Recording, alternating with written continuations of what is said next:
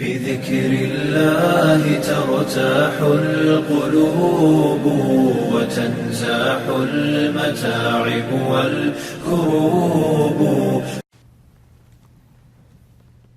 قبر سے نکلتے ہوئے مومن کیا کہیں گے؟ اس ضمن میں سورہ اسراء کی آیہ آتی ہے. اللہ عز و جل فرماتے ہیں کہ یوم یدعوکم فتستجیبون بحمدہ.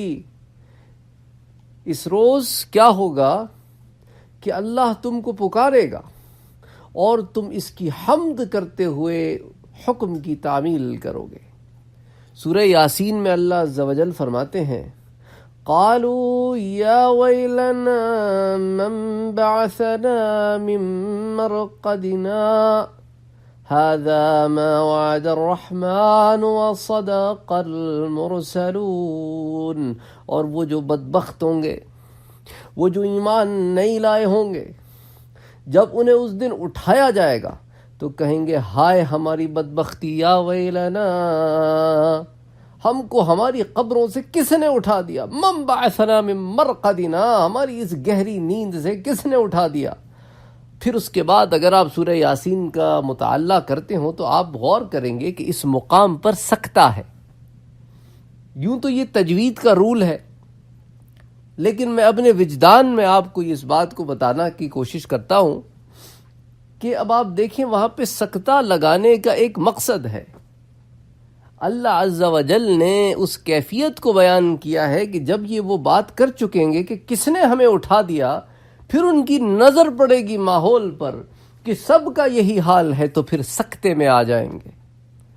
تھوڑی دیر کے لیے گھبرا جائیں گے کہ یہ کیا ہو گیا، ہم تو اس خیال میں سوئے تھے کہ کبھی اٹھیں گے نہیں، اب جو اٹھ کھڑے ہوئے ہیں تو کیا کہیں گے، آئے بدبختی ہماری، یہ تو وہی ہے ما وعد الرحمن، یہ تو وہی ہے جو ہمارے رحمان نے ہم سے وعدہ کیا تھا، وصدق المرسلون، اور بے شک اللہ کے جو پیغمبر ہماری طرف بھیجے گئے تھے وہ تو سارے کے سارے سچے تھے. تو یہ مومنین اور غیر مومنین یعنی کافرین کے کلام کا فرق اللہ عز و جل نے قرآن میں بیان کیا ہے کہ وہ تو اس دن بھی اللہ کی پکار پہ لبیک کہیں گے، اور یہ بدبخت جب اٹھیں گے تو حیران ہوں گے. حضرت عبداللہ ابن عمر رضی اللہ تعالی عنہ سے روایت ہے کہ حضور نے ارشاد فرمایا کہ لا الہ الا اللہ پڑھنے والے مومنین پر نہ تو موت کے وقت وحشت ہوگی، نہ قبر سے اٹھتے وقت، اور نہ قبروں میں، گویا کہ میں ان کو قبروں سے اٹھنے کی چیخ کے وقت دیکھ رہا ہوں وہ اپنے سروں سے مٹی کو جھاڑ رہے ہیں، اور الحمدللہ الذی اذهب عنا الحزن، وہ پڑھ رہے ہیں یہ دعا کہ اس سب تعریف ہے اس اللہ عز و جل کی جس نے ہم سے غموں کو دور کر دیا. سبحان اللہ. تو مومنین کی یہ کیفیت ہوگی. اس کو امام بیہقی نے شعب الایمان میں نقل کیا ہے، پھر اس کو انہوں نے کتاب البعث والنشور میں نقل کیا ہے، پھر اس کو امام طبرانی نے اوسط میں نقل کیا ہے، پھر اس کو امام ہیثمی نے مجمع الزوائد میں نقل کیا ہے، پھر اس کو کامل ابن عدی نے، اس کو پھر امام سیوطی بھی لے کر آئے ہیں، پھر اس کو ابن ابی دنیا بھی لے کر آئے ہیں. غرض کئی کتب حدیث میں اس روایت کو نقل کیا گیا ہے. اچھا، کافر کے جو کلمے ہیں وہ بھی ایک دفعہ دیکھ لیتے ہیں، اور مومن کے کلمات وہ بھی ایک دفعہ دیکھ لیتے ہیں. حضرت عبداللہ ابن عباس کی روایت ہے، اس کو امام قرطبی نے فی التذکرہ میں نقل کیا ہے، اور اس کو جو ہے البدور الصافرہ میں بھی نقل کیا گیا ہے.